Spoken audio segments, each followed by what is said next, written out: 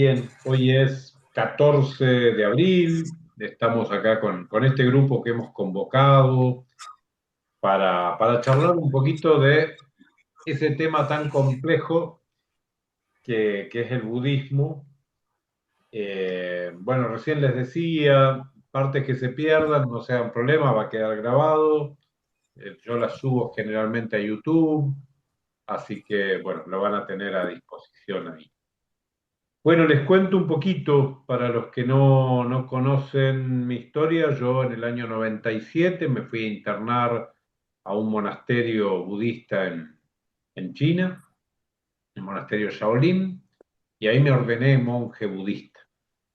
Y algo sabía de budismo, ¿no?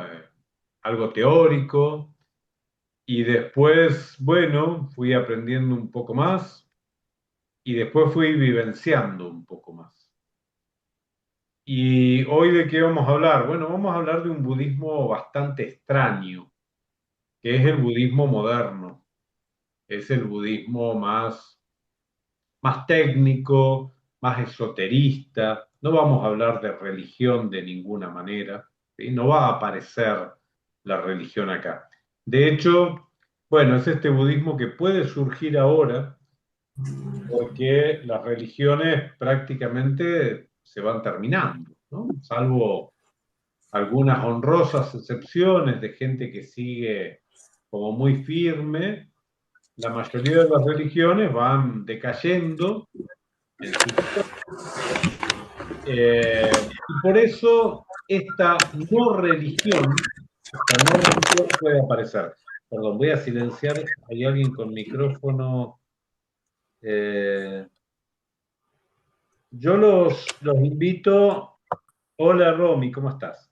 Los invito a que hagan todas las preguntas que quieran, que me interrumpan todas las veces que ustedes deseen, que el tema también lo lleven ustedes, pero mantengan los micrófonos cerrados hasta tanto quieran preguntar, porque si no nos enteramos de toda la vida familiar eh, de ustedes en este momento.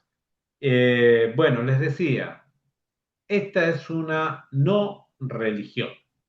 Y sin embargo está inscripta entre las tres religiones más grandes del mundo, ¿no? La budista, la, la musulmana y la católica. ¿Y por qué vamos a hablar de una no religión? Bueno, porque el budismo no tiene un dios central. Esto que ustedes conocen, el señor Siddhartha Gautama, el famoso Buda, no era un dios, fue un iluminado. Entonces no puede darse una religión sin que tengamos un Dios. De hecho, también en esta creencia no hay un mito de creación. Todas las religiones tienen su mito de creación, ¿no? Acá la mayoría debe tener una formación católica.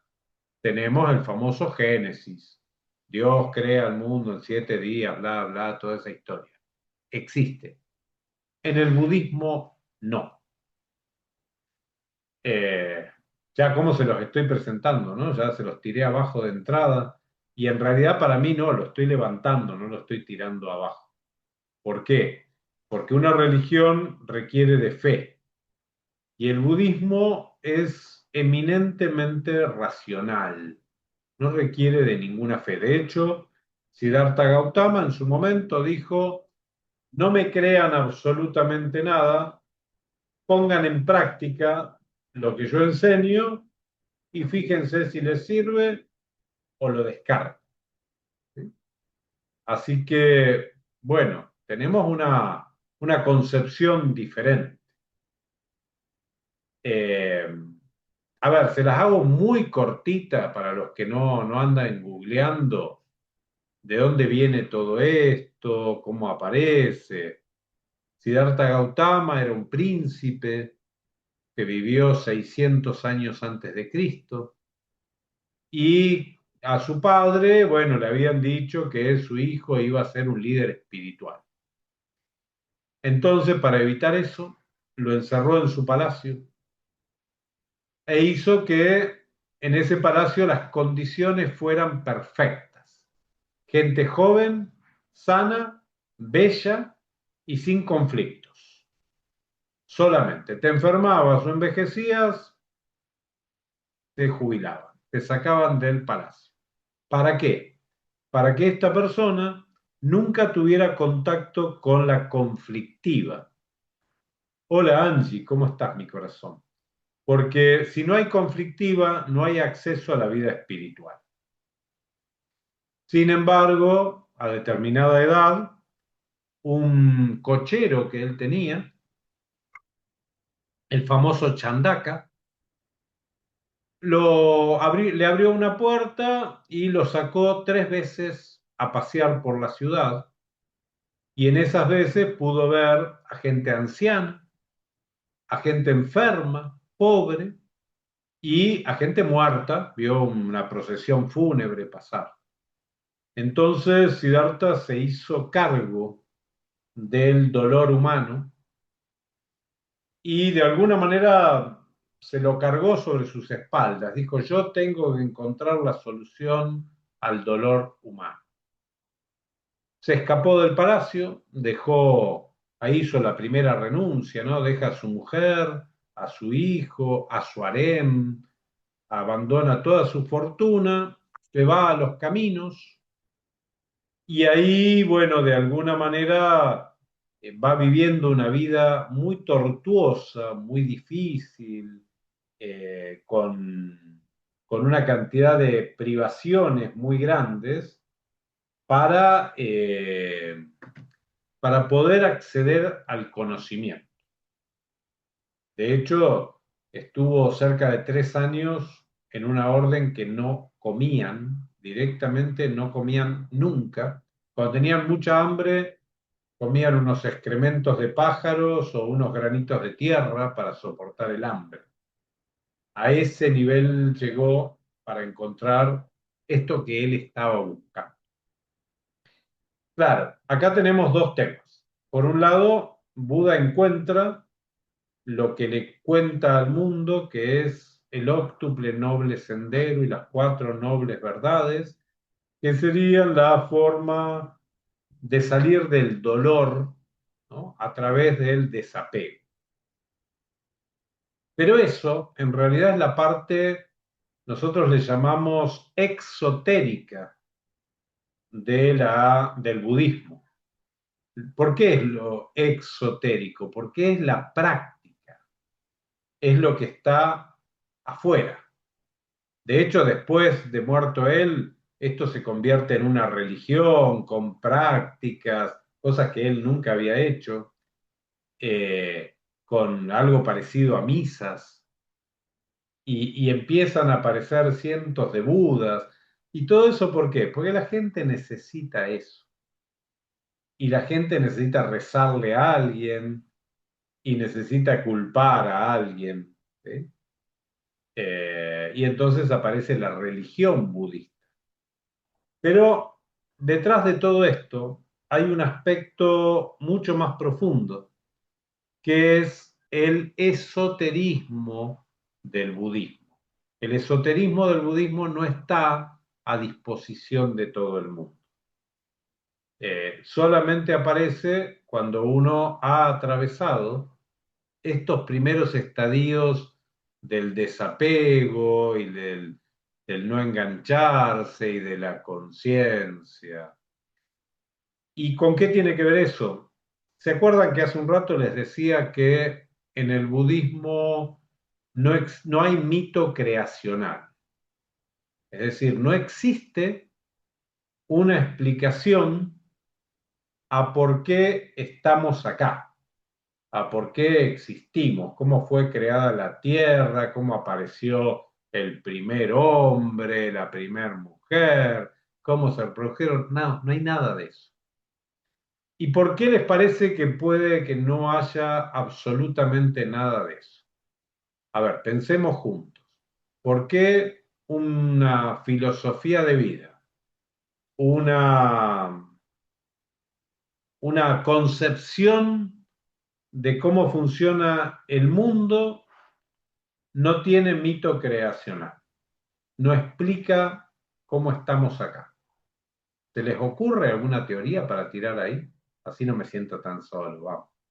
Tiren y peguen con algo.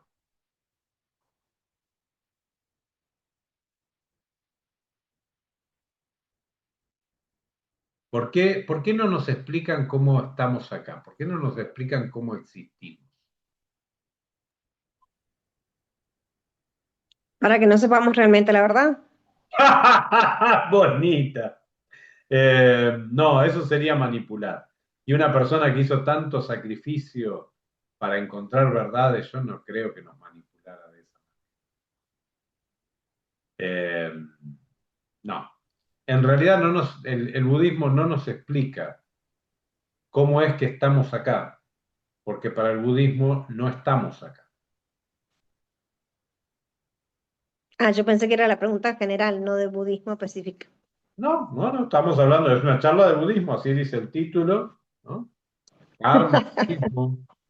Claro, nosotros no estamos acá, este universo no es una creación de un Dios, de hecho en el budismo no hay un Dios creador. Nosotros que participamos de la mente única, somos los que estamos creando el universo permanentemente. El universo del budismo esotérico es absolutamente mental. Y como es mental, no fue creado.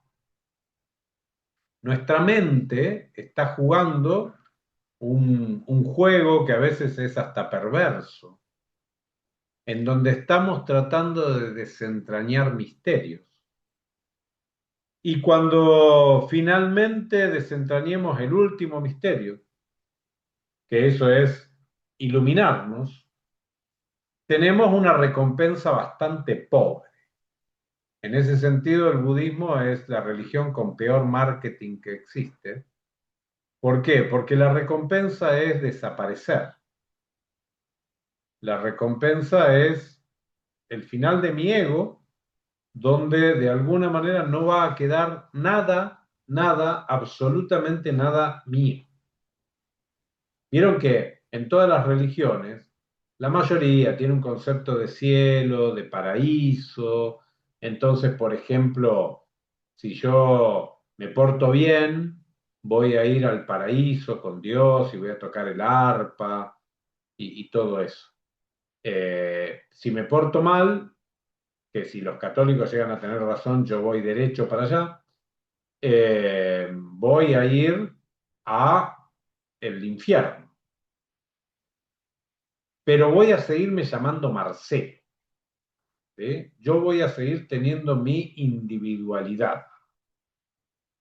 En cambio, dentro del budismo, si yo realmente hago las cosas bien, me voy a convertir en uno con el todo y van a desaparecer todos los vestigios de lo que sería mi personalidad. Perdón, Milagros, pusiste algo en el chat que no alcancé a ver y me desapareció. Hablabas de algo de la trascendencia.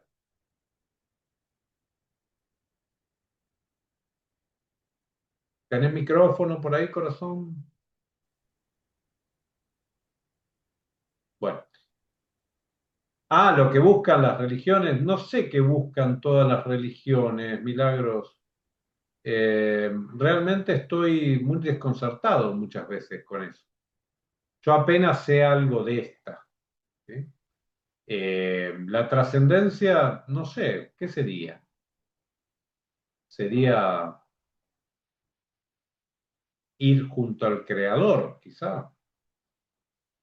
En este caso, la trascendencia es desaparezco por completo. Salgo de algo que se llama el samsara. ¿El samsara qué es? La rueda de las reencarnaciones. Y ojo, presten atención al concepto. Rueda de reencarnaciones. ¿Por qué rueda? Rueda es un círculo que rota, que da vueltas. Y en una rueda no hay principio y no hay final. Es decir, hace un ratito desarmamos la concepción de la existencia del universo. El universo es una gran mente que se está recreando a sí misma y la materia solamente habita en nuestra mente. Y ahora, y ahora tengo ganas de desarmarles el concepto del tiempo. ¿Por qué? Porque dentro del budismo esotérico, el tiempo se parece más a una rueda que a una línea. Igual no es una rueda, ahora les voy a dar la definición exacta, pero tiene más que ver con eso. Ustedes fíjense que si yo hago una línea de tiempo, ¿sí? Fíjense, muchas veces a nivel histórico hacemos una línea de tiempo, porque usamos un tiempo cronológico que avanza desde el pasado hacia el futuro. Como estamos habitando en un cuerpo biológico, y el cuerpo biológico tiene un comienzo, una plenitud y una decadencia y un final, nuestro tiempo es lineal, ¿verdad? En cambio, cuando nosotros nos salimos de esta concepción de lo biológico, de la encarnación, el tiempo no tiene por qué ser lineal. El tiempo va a tomar otras formas diferenciadas, otras formas mucho más complejas de poder entender desde nuestra mente. Yo no suelo preparar PowerPoints, me agarré una imagen ahí de internet que me va a servir en este momento, pero bueno, no soy tan prolijito. Les voy a mostrar una imagen que seleccioné. Esperen que, ¿dónde está? Estuve prolijito, pero no tanto. Denme un segundo que... Ah, porque no la había puesto en... Ahora sí.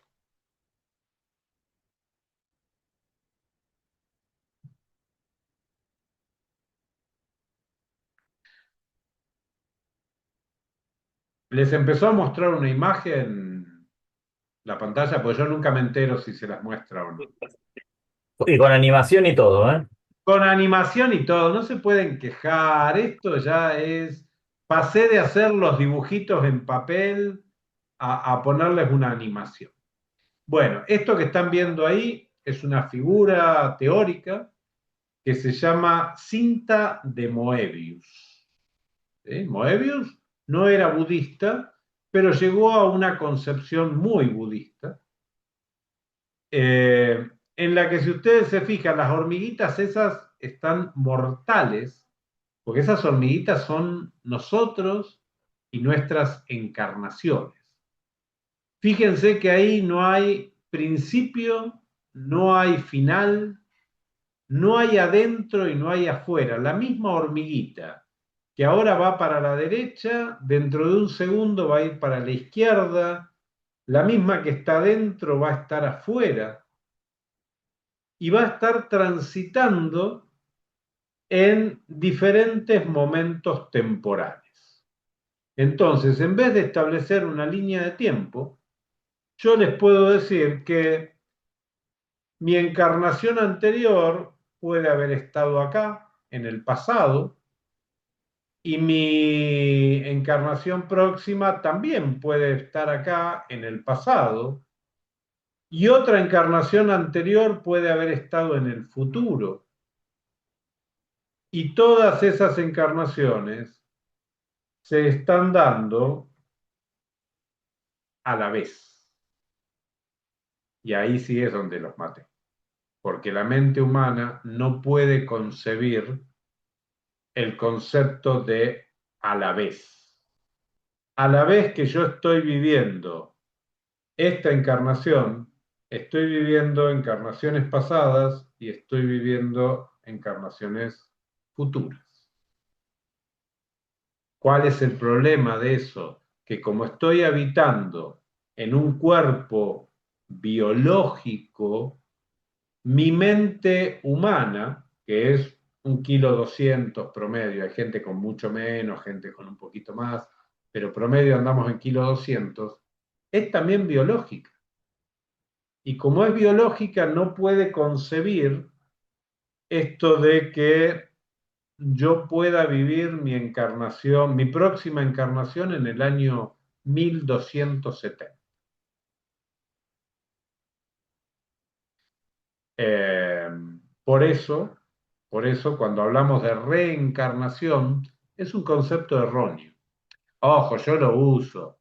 Yo vendo astrología kármica, vivo de eso, gente. Y explicarle esto a cada consultante, bueno, sería bastante complejo y me considerarían loco y probablemente no tuviera el éxito comercial que tengo, del que vivo. Pero el concepto real es que las encarnaciones se están produciendo a la vez. Nosotros no hablamos del mismo tiempo, porque el concepto tiempo es lineal. Este tiempo del que les estoy hablando, este tiempo circular, se llama kairos, no se llama tiempo, porque el tiempo es cronológico. Kairos era otro dios, no era Saturno, era un dios mucho más benévolo y que no consideraba la linealidad.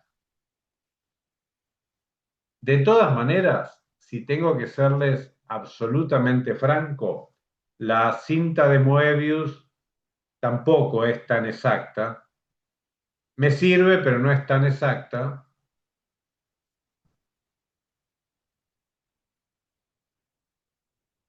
Ahí les cambió la imagen, ¿sí? Bueno, en realidad nosotros decimos que el tiempo no es la cinta de Moebius, sino que es la botella de Klein.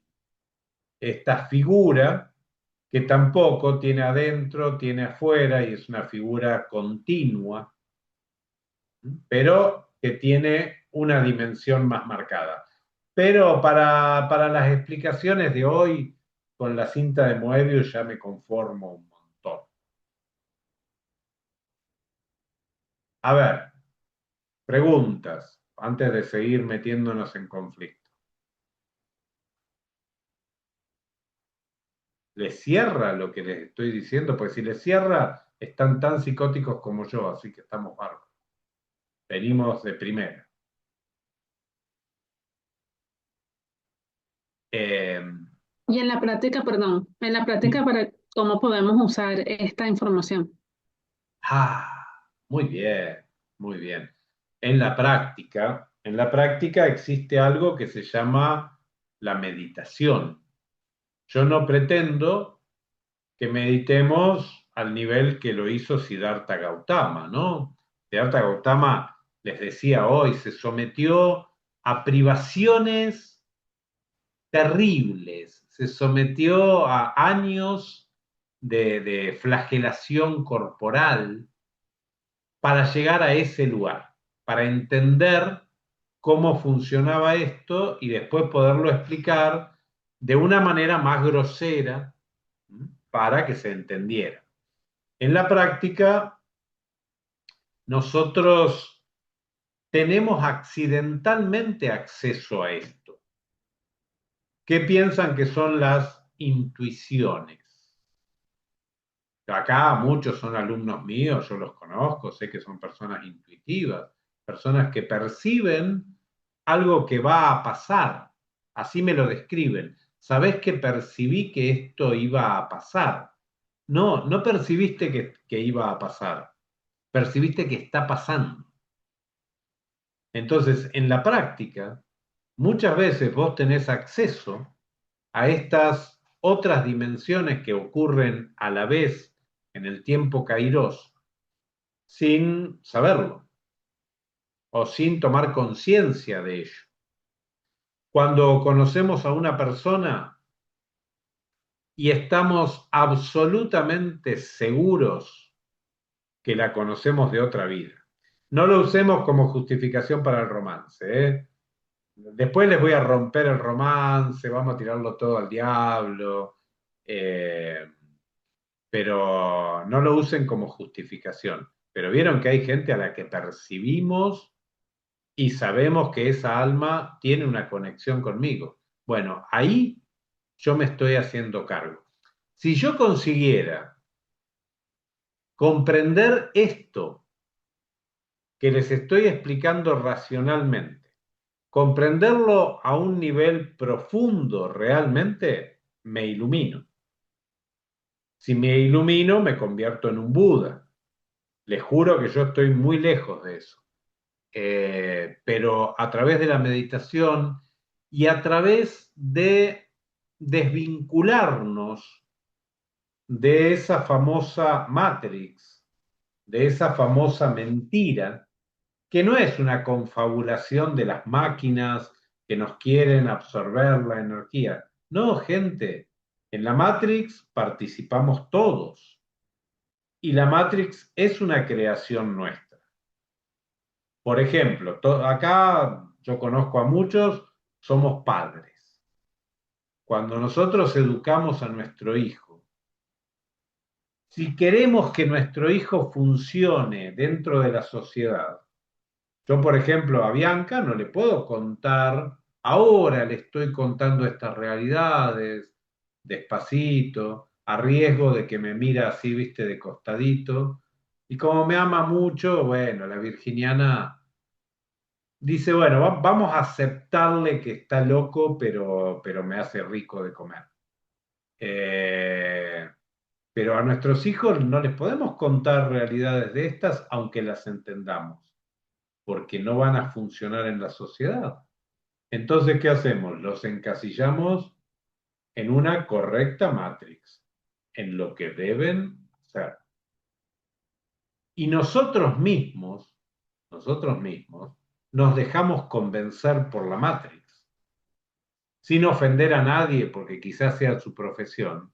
Para mí el marketing debería ser una ciencia prohibida, debería ser ilegal, ¿no? Una técnica que me convence de que yo necesito cosas que no necesito, es todo lo contrario de lo que le quiero transmitir a Natalia por su pregunta.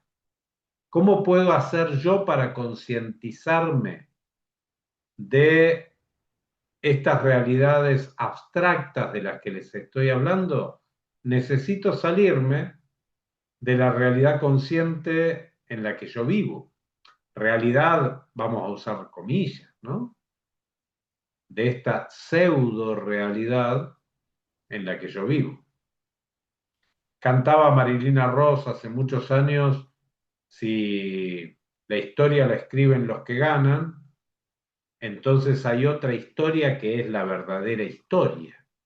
Bueno, hoy lo vemos en lo cotidiano, hoy vemos, si ponemos el noticiero oficialista, me da una versión de las cosas, pongo el noticiero de la oposición, me da otra visión de las cosas. Entonces, en realidad no existe esa realidad. Es simplemente una opinión. Si yo puedo ir más profundo y puedo ir capa tras capa, desglosando estas imágenes que estamos creando permanentemente, entonces le puedo responder a Natalia. Es decir, en la práctica, ¿qué puedo hacer? Puedo pensar por mí mismo.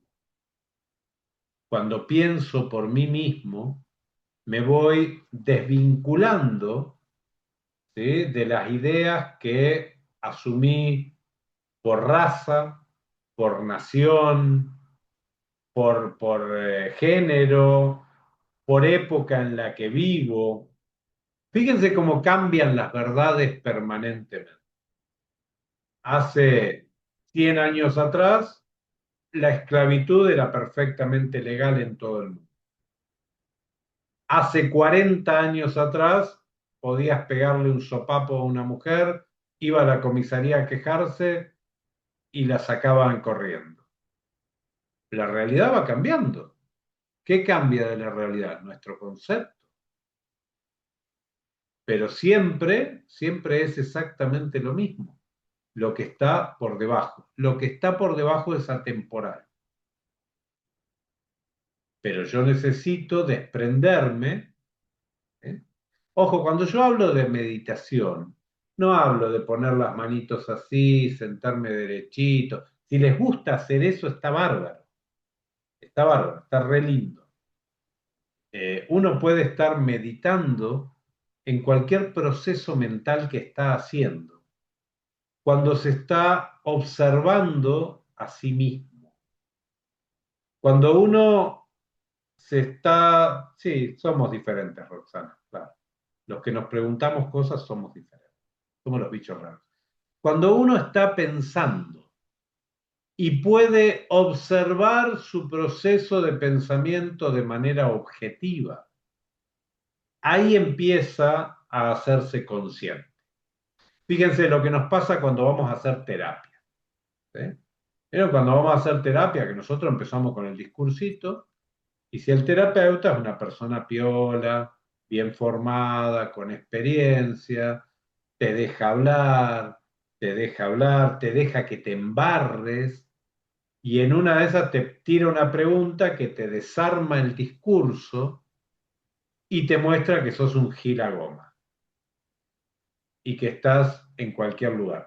No se rían, estoy inventando algo para no decir una ordinariez. Acabo de llegar al minuto 35 y todavía no me mandé ninguna puteada. Así que puedo decir lo que quiera. Ese terapeuta te está educando. Hola Carlitos, ¿cómo estás, mi amigo? Ese terapeuta te está enseñando a verte vos. Y vieron que después de un tiempo de hacer terapia, empezamos a jugar ese juego con nosotros. Bueno, ahí estamos empezando a concientizarnos de esto que les digo. Cuando yo consigo salirme de los modelos mecánicos, de los modelos mecánicos, de los modelos reactivos de mi mente, y le doy la oportunidad a una idea nueva que incluso es contraria a aquello que yo pienso regularmente, estoy más cerca de ver esto que les estoy diciendo. Recién les tiré una bomba ahí arriba. Les dije, no, el tiempo no es lineal. El tiempo es una elipse que se repite todo en todo momento. Y las encarnaciones se dan todas a la vez. Y a alguno le hizo ruido, otro dudó de mi coherencia y de mi racionalidad. Algunos me quieren, me respetan, entonces se la bancaron.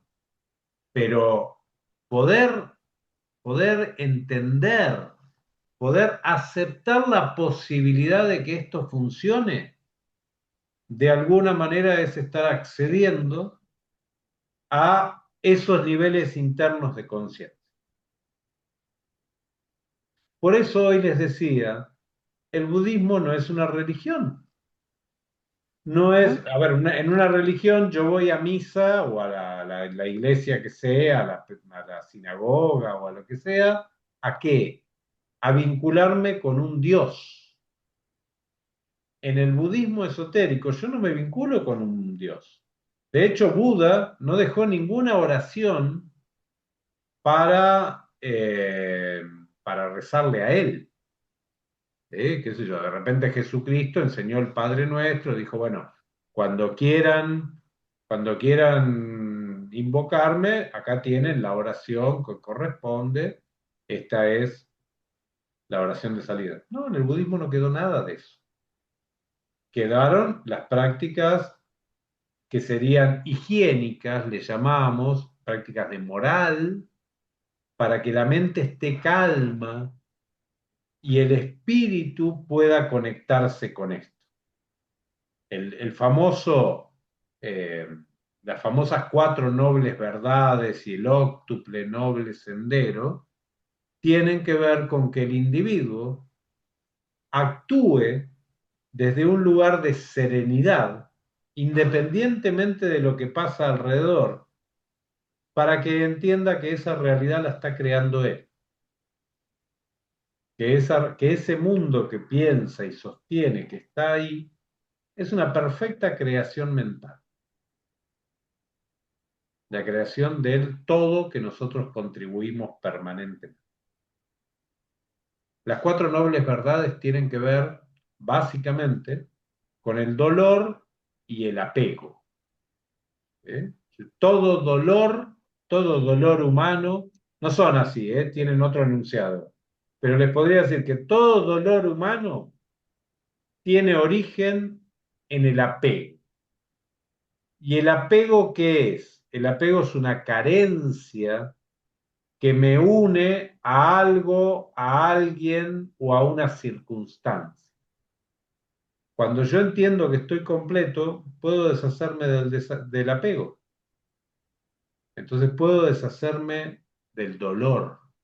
Bueno, el camino budista exotérico, el que tiene que ver con la disciplina, el que se enseña regularmente, está diseñado para esto, para que el individuo de alguna manera esté en eje.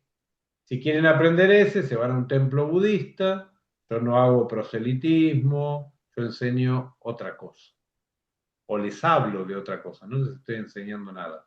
Simplemente estoy tratando de que recuerden cosas que ya saben.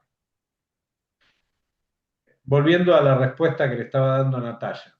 Cuando ustedes tienen un déjà vu, el famoso déjà vu, ¿no? Que todos opinamos que es un error de la Matrix, en realidad son momentos en los que nuestra mente sí comete un error. Nuestra mente se desintoniza por un segundo y por un mínimo instante entiende todo lo que yo les estoy diciendo. La misma situación se está repitiendo. ¿Por qué se está repitiendo? Porque se está dando todo el tiempo al mismo tiempo, a la vez. La vez pasada estaba leyendo esas tantas huevadas, ¿no? Que aparecen en... Huevada no cuenta como puteada, ¿no? No, todavía no, todavía estoy invicto. Esas idioteces que aparecen en la red y que está demostrado científicamente que el déjà vu es una repetición que hizo mi mente. Cuéntenme cómo hicieron ese experimento, porque para hacer un experimento uno tiene que tener voluntarios, tomar medidas, los experimentos científicos tienen que ver con eso. El déjà vu es algo que se te da, por ahí venís en una temporada de déjà vu, se te dieron 4 en una semana y después tuviste 3 años sin tener uno. ¿Cómo hicieron los científicos para medir esto? Bueno, esta frase tan común, esto está demostrado científicamente, eso es parte de la Matrix que no nos permite ver la conciencia. La ciencia es la cosa menos seria que existe. Se desmiente cada 10 días. Fíjense que cada tanto, ¿no? Aparece una nueva declaración que recientes descubrimientos demostraron que tal postulado no era correcto. Claro, pero el día que lo publicaste era científicamente comprobado y ahora está desmentido. Entonces, ¿qué quiere decir? Que cada vez que vos tenés algo científicamente comprobado, es solo una hipótesis, no es muy serio. Pero a una persona le decís, mira, esto está científicamente demostrado, están los papers acá que avalan lo que yo digo. Ay, viste, ya nos callamos la boca. Bueno, si queremos salir hacia una conciencia más elevada, esas comprobaciones científicas tampoco las tenemos que tomar como algo muy serio. Ni los postulados ideológicos políticos, ni los postulados ideológicos religiosos, y ya me estoy jugando la vida cuando les digo ni los postulados ideológicos morales, porque como les decía hoy, la moral cambia todos los días, cambia de país a país. Si yo me voy a un país árabe musulmán, puedo tener 8 esposas. Si lo hago acá en la Argentina, más allá de que me voy a morir de hambre, porque mantener una ya es un quilombo, mantener 8, olvídenlo, ya tengo 2, es bigamia y eso está penado por la ley. Entonces, ¿dónde está la moral? La moral es una creación mental. El mundo es una creación mental. Cuando ustedes le empiezan a desagregar partes, van a ver que no les queda nada. Cuando no queda nada, estamos hablando de la vacuidad budista. La vacuidad es uno de los axiomas aspirables del budismo. Lo vacuo, lo vacío, es auténtico. ¿Cuándo estoy vacuo? ¿Cuándo estoy vacío? Cuando no tengo ninguna idea externa preconcebida, enseñada o asimilada. Miren todo lo que les estoy pidiendo. Todos los que tenemos, por ejemplo, formación académica, tenemos el cerebro formateado. En los años que estamos estudiando una carrera, sea cual sea, se nos formatea el cerebro para aprender de una determinada manera y para pensar de esa manera, porque esa profesión así lo exige. Y después lo trasladamos a nuestra cotidianeidad. Todos los que venimos de tradiciones familiares profundas, también tenemos eso. Los que tenemos una formación religiosa, los que tienen una formación política. Estamos todos en ese agujero, chicos. La historia es que necesitamos aprender a vivir en los dos mundos. ¿Eh? Yo les digo todo esto, pero bueno, pago alquiler, impuestos, colegio privado, educación, vivo en un hermoso barrio de Olivos, carísimo. Tengo que vivir en este universo también. Pero tiene que haber un espacio íntimo, privado, donde mi ser espiritual pueda vivir desvinculándose de estos conceptos. Todavía le estoy respondiendo la pregunta a Natalia. ¿Por qué? Porque en la práctica no hay un tip. Me encanta la palabra tip, ¿no? Me resulta re graciosa y re inútil. Pero bueno, me gusta, ¿no? Porque estamos en la era de los tips. Entonces, cualquier influencer te da tips para hacer cosas. Acá no hay tips. Acá hay una visión mucho más profunda de la realidad. Fíjense que una de las cosas que les pido que eliminen es algo que yo enseño permanentemente. Yo hablo de reencarnaciones. Y sin embargo les estoy diciendo que la palabra reencarnación está mal, porque son encarnaciones simultáneas. Pero mi mente no las puede entender. Entonces vamos a seguir con el famoso las reencarnaciones. Marcel, ahora Sí, si la reencarnación no existe, ¿cómo vemos el tema de la muerte? ¿Dónde cabe la muerte allí? ¿qué muerte? Lo que nosotros llamamos muerte. La muerte de tu cuerpo físico. Ajá, la muerte del cuerpo físico. ¿Vos sos tu cuerpo físico? Si yo, O por sea, ejemplo, ahora me pusiera muy cruel, trajera una motosierra y te cortara un brazo. Qué cruel, ¿no? Qué bestia. Pero bueno, te cortara un brazo. ¿Vos serías menos ser? Serías más precaria, ¿no? Si te cortaran los Claro. dos, si te cortaran los dos tendrías problemas. Si te cortaran las piernas tendrías muchos problemas. Pero tu ser no se vería disminuido en absolutamente nada.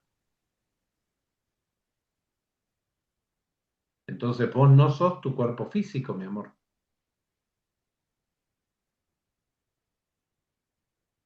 Entonces la muerte es la muerte del cuerpo físico. Claro, hay un tiempo donde agoto esta realidad, agoto el vehículo en el que estoy, pero este espacio sigue produciéndose todo el tiempo a la vez, o todo el kairos a la vez. Nuestra mente no lo puede asimilar porque es biológica. Yo sé que estamos peleando con una idea. Yo sé lo que les está pasando adentro de la cabeza en este momento, porque es precisamente acá, en la mente biológica, donde esto no cuadra. Pero no podemos pensar que somos nuestra mente biológica. Todos tenemos la idea de que somos seres espirituales, somos un alma, que después nos vamos a ir, que nos vamos a elevar o algo así, ¿no? No somos un cuerpo. Pero esta mente, que originalmente era una herramienta, tomó el control. Y de pasar a ser una herramienta, ¿no?, pasó a ser la totalidad. Fíjense que la mayoría pensamos que nosotros existimos en un lugar que anda por acá, más o menos, como una especie de enanito que está acá atrás de la frente y es el que toma el manejo de la situación. Más o menos, siempre estamos dentro de eso. Bueno, no, esa es la mente. Esa es la mente que dice yo soy vos, yo soy todo lo que vos crees. ¿No? Necesitamos desarrollar un doble discurso, una mente que piensa y una mente que observa a la mente que piensa. Eso es la meditación. Por lo cual, yo en este momento puedo estar meditando mientras doy esta charla. De hecho, en este momento tengo 3 procesos. Uno en el que estoy funcionando. Otro que está evaluando, che, gordo, se te está yendo la mano, no, fíjate, vamos a ver cómo lo manejamos. Y el otro es el que observa todo el proceso. Estoy meditando mientras hablo con usted. No necesito sentarme en silencio. El sentarse en silencio es un muy buen entrenamiento para meditar. Pero la meditación tiene que ser todo el tiempo. Marce, otra pregunta. Dime. ¿El alma y espíritu es lo mismo? El alma y el espíritu. El alma, el alma es esta parte de nuestra divinidad que de alguna manera encuadró acá y está viviendo esta experiencia corporal de reaprendizaje y de prueba. El espíritu es una conexión, ¿sí? A nosotros nos cuesta mucho trabajo porque entender todo esto, porque tenemos la concepción psicológica de la función mental. El espíritu estaría ahí donde la psicología dice inconsciente. Bueno, de ahí, 2 sótanos más abajo, está el espíritu. Pero tenés que bajar 2 sótanos más. Y el espíritu es como un nexo, ¿eh? Es como un nexo entre la personalidad, que es esto que estamos jugando todo el tiempo, y el alma, ¿sí? Es como una herramienta más que usamos. Lo que pasa es que, bueno, dentro de nuestro léxico toma más o menos, yo lo he visto en algunos textos como sinónimo de alma, y está bien, no pasa nada, porque no sabría cómo hacemos para encontrar el límite entre una y otra. La que finalmente se va a integrar indefectiblemente a la totalidad es el alma. ¿Por qué les digo indefectiblemente? Porque va a tardar más o menos, pero se va a integrar. La historia es que tarde un poquito menos. ¿Sí? Esto de lo que les hablaba hoy, el samsara, la rueda de las encarnaciones, es agotador, gente. Este tema de volver a vivir la experiencia y la conciencia de cada uno de nuestras líneas temporales y de vivenciar lo corporal, el dolor, el apego. También la vida tiene un montón de cosas hermosas, ¿no? Pero vivenciar todo eso una y otra vez es agotador. En algún momento tenemos que decidir iluminarnos. Para eso primero tenemos que entender dónde estamos metidos. A ver, vamos por el lado filosófico. Hubo un señor que se llamó Platón, que desarrolló toda una teoría, una alegoría de la caverna, y decía que todos los seres humanos estamos sentados mirando las imágenes que se mueven, las imágenes que el fuego proyecta en una pared. Hablaba ya de la televisión el pibe, pero todavía no había visto ninguna. Y todos los seres humanos estamos distraídos mirando las imágenes que se proyectan en la pared. Y vivimos en esa ilusión, presos de las imágenes.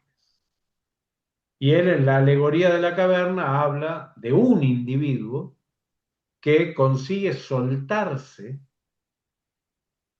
y sale al mundo exterior y ve que hay pastitos, pajaritos, solcitos, cielo azul, y que el mundo era otra cosa.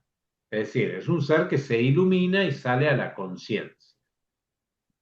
Este señor comete el error de volver para convencer a sus congéneres de que no están en el mundo real, de que tienen que salir al mundo real. Y esta gente defiende tanto sus ideas que lo terminan matando. La pueden buscar en internet, hay versiones en YouTube. A los que no les gusta leer, ponen YouTube, Alegoría de la Caverna, y la van a ver en dibujitos animados, eh, así hecha para los vagos. Pero bueno, básicamente es más o menos lo que les conté. Esto lo dijo Platón, es decir, el pibe ya hablaba de las distracciones de la televisión o de las distracciones de esta realidad que me está mostrando algo que no es. Pero nosotros lo defendemos a muerte porque es la realidad.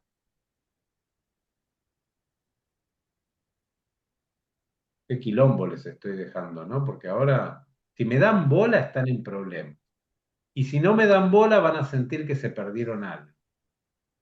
Siempre es un quilombo lo que van a encontrar. Pero bueno, es un problema de ustedes por meterse con un escorpión. Los escorpianos venimos a joderle la vida a la gente. Eh, esto es la concepción de el budismo esotérico. Una realidad en la que nosotros creamos la ficción para poder habitarla. Dentro de esa ficción podemos crear cosas horribles, ¿sí? Cosas crueles, patéticas o maravillosas, pero en realidad no se diferencian una de las otras, sino que las maravillosas son más agradables, ¿no? Son como más piolas para vivir. Eh, sí, pensamos diferente del resto, Roxana, pero demostrémoslo. ¿Eh? Demostrémoslo. Un poco la idea pasa por ahí. si algo les tiene que quedar de lo que charlamos hoy, es un poco esto, el desafío de hackear la realidad que ustedes mismos creen y crean, analizando las diferentes cosas de las que están totalmente seguros que son de esa forma. Todos Marce, tenemos, sí, y sí, hablando de este tema, y bueno, más allá del tema espiritual, ¿dónde entra Dios con todo este tema? el budismo no lo contempla. Yo estoy hablando de budismo.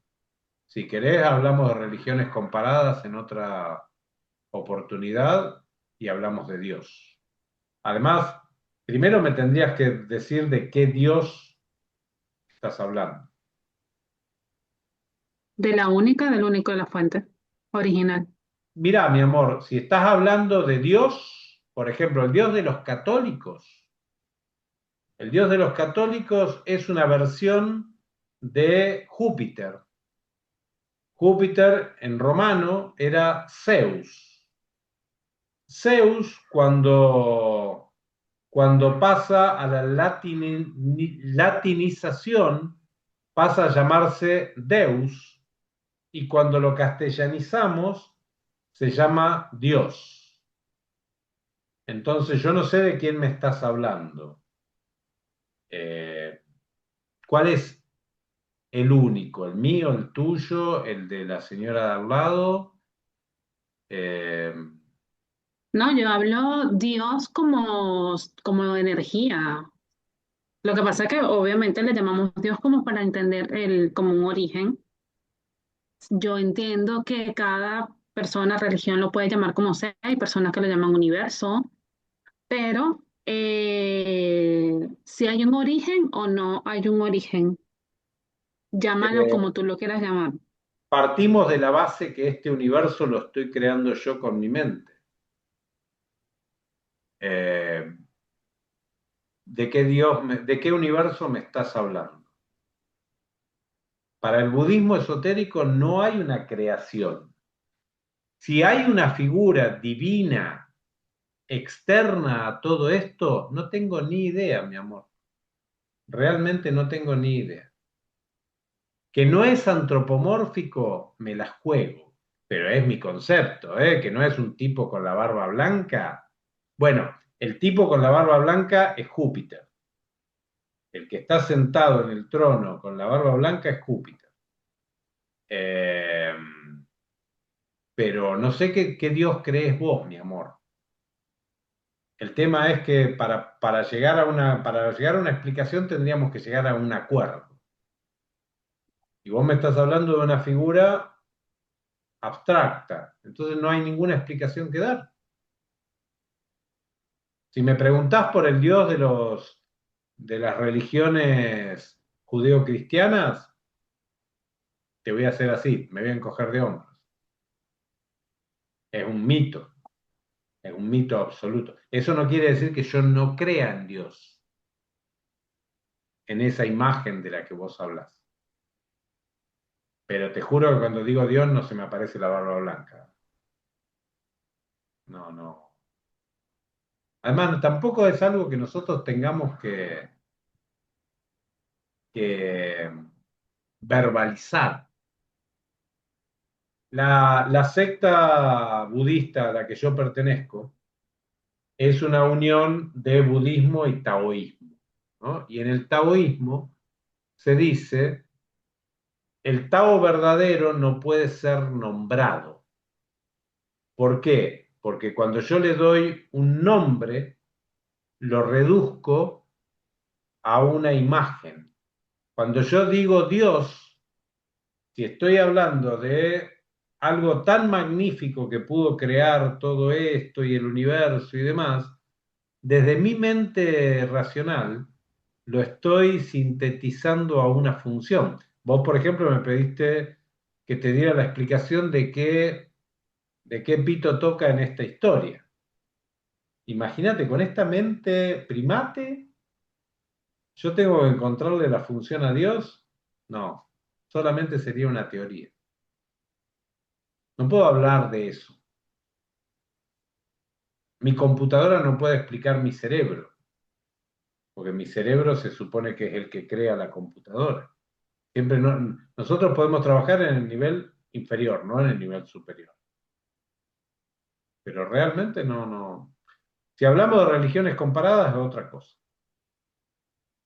Vamos a hablar de Mahoma, vamos a hablar de Jehová, vamos a hablar de Yahvé, y ahí ya empezamos a mezclar, a ver quién la tiene más larga, pero esas son otras historias.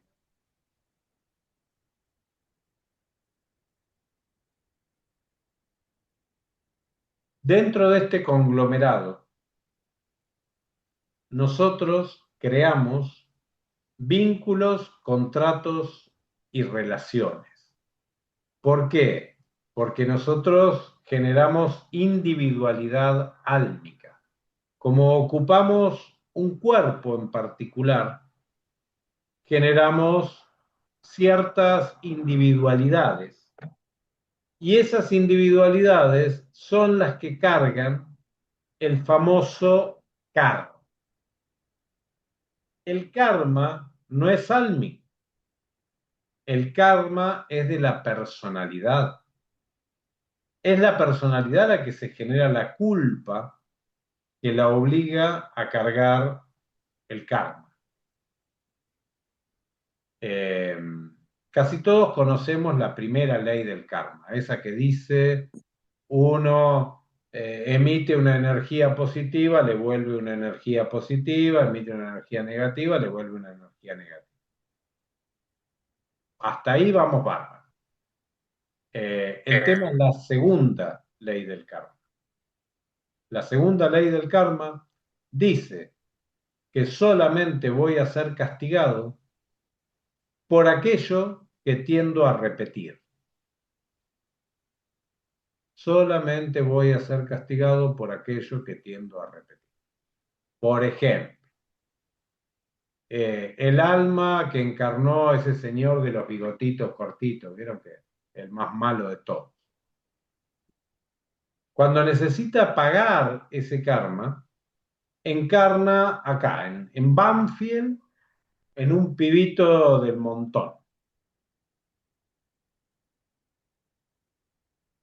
Si ese pibito sale a los recreos y se abstiene de discriminar a ningún compañerito por ser chino, negro, rengo, gordo sobre todo, a los gordos no se los dice. Si él se abstiene de discriminar, el karma se disuelve.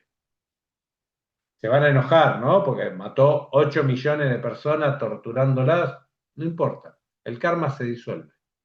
¿Por qué? Porque el individuo no repite el conflicto.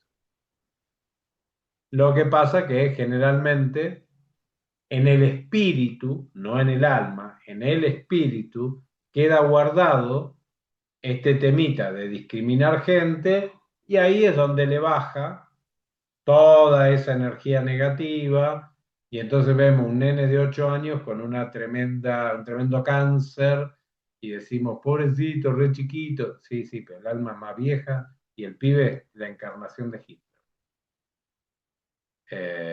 ¿Y qué hizo? Cometió el error de volver a hacer lo mismo que había hecho en la encarnación anterior. Ahí es donde están nuestros mecanismos automáticos. Por eso necesitamos salir de las programaciones y de los automatismos. Salir de los automatismos a veces requiere esfuerzos de disciplina muy grandes, gente. Pero cuando decidimos ir al gimnasio 3 veces por semana, ¡ah! ¡Qué terrible es! Estamos saliendo del automatismo del sedentarismo. Y nos cuesta un horror, y solamente es ir al gimnasio a hacer un poquito de fierro. Salir de mis automatismos mecánicos es mucho más grave.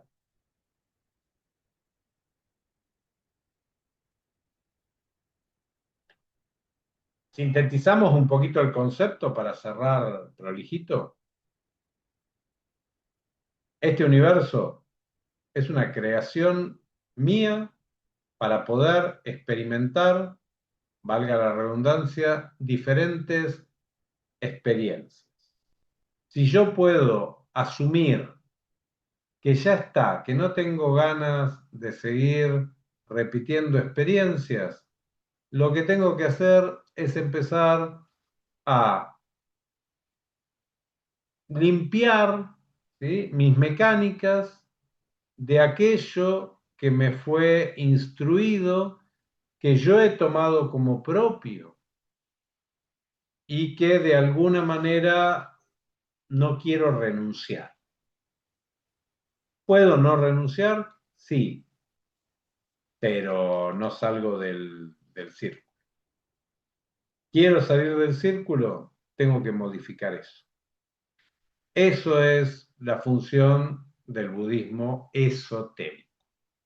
En el exotérico no. Voy, hago los distintos rezos que se inventaron ahora, porque se fueron inventando rezos, dioses, venero la figura del Buda, le prendo inciensos. Yo tengo un Buda y le prendo inciensos, ¿eh? No vayan a pensar que no hago eso. Pero, pero no con el fin de iluminarme ni de que me concedan algún deseo. Esa es la mecánica y eso es un poquito la idea de cómo funcionaría. ¿Por qué le puse a esta charla budismo cotidiano? Porque esto es todos los fucking días. Esto no tiene domingos, no tiene días de descanso. Esto es cotidiano, gente. Estas mecánicas tienen que ser aplicadas todo el tiempo. Si no, no va a funcionar. Bueno, seguramente el mes que viene o el otro haremos otro encuentro para profundizar. Yo ahora voy a subir esta charla a YouTube. Voy a poner el link en mis estados o, bueno, en las redes, los que me tienen en redes, en los grupos, los que quieran volverla a escuchar. Y si hay gente que se ha quedado con preguntas que por ahí a veces la timidez no nos permite tirarlas acá en la pantalla, bueno, quedo a disposición para consultas y preguntas sin ningún problema. ¿Sí? Bueno, les agradezco la presencia porque una charla tiene que ver con eso, con que haya gente para escuchar, ¿no? También. Y las preguntas también, porque están buenas. Gente, que tengan buenas noches y bueno, que les haya sido Gracias. Gracias por tu tiempo. para ustedes.